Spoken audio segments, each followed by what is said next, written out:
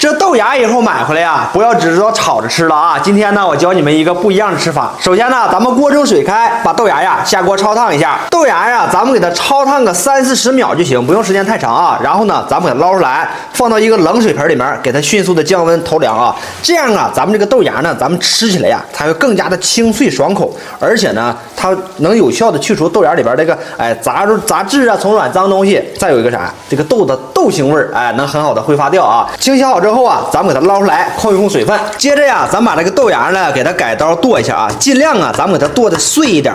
这个绿豆芽呢，别看它是一个非常普通的一道食材啊，但是你要是做好了之后啊，特别好吃。而且这绿豆芽呀，它的营养呢非常丰富啊，包括这个膳食纤维啥的都是特别高。所以说家里边有孩子、老人的，咱们尤其春天这个季节，一定要多吃一些。豆芽切好之后啊，咱们先给它放在一旁备用啊。接下来呢，咱们准备一个空碗，空碗中啊，咱们打入2颗鸡蛋啊。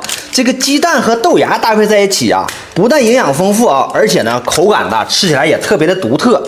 然后呢，接下来咱给它充分的搅拌均匀啊。鸡蛋呢打匀之后啊，咱们家里边有水淀粉的啊，一定要少来一点点水淀粉，1小勺就可以。这样啊，咱们这个鸡蛋呢吃起来会更加的滑嫩。接着再把打好的蛋液呀，咱们全部给它倒入豆芽里，调味来一点点的盐，少来点胡椒粉。接着咱们平底锅中油热啊，咱把这个鸡蛋液呢用勺子呀少盛一点啊，给它做成一个小饼的模样。下完之后啊，咱用勺子呢轻轻整理一下，这样呢又圆又漂亮。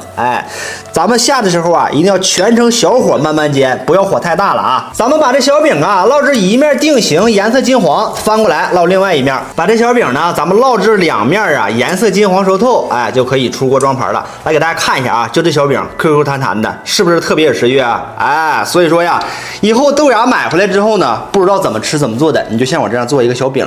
早餐不知道吃啥的，像我这样做个小饼啊，营养丰富，做法呢还特别简单啊。